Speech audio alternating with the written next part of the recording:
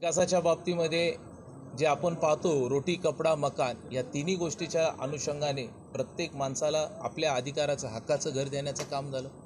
प्रत्येक घराला घर दिल्यानंतर प्रत्येकाला नळाने पाणी देण्यासाठी पण देखील या सरकारने या ठिकाणी योजना घेतली.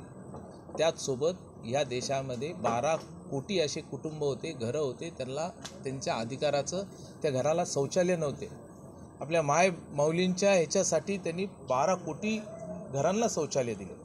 आणि रोजगार निर्माण करण्याच्या अनुषंगाने जर आपण पाहिलं, मेक इन इंडिया आधी सगळ्या गोष्टी इम्पोर्ट होत होत्या, निर्यात होत होत्या.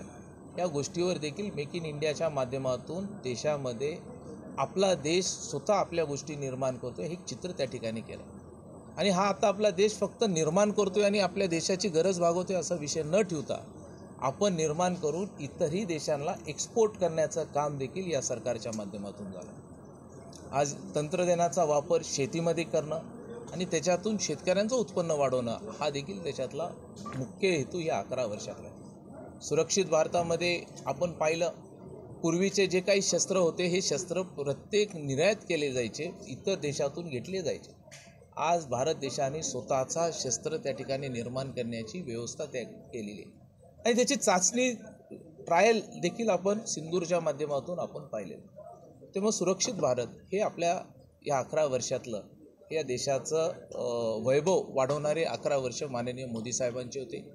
आज आम्ही जिल्ह्याचे आमचे नेते माननीय बसवराजजी पाटील साहेब, माननीय अजितजी पाटील कवेकर साहेब आणि आमचे सर्व भाजपचे नेते सर्वांनी उपस्थित होऊन हे अभियान मोदी साहेबांचं 11 वर्ष कार्य हे आम्ही लातूर जिल्ह्यातील शेवटच्या माणसापर्यंत पोहोचवण्याचा संकल्प आज आम्ही या ठिकाणी केलेला आहे.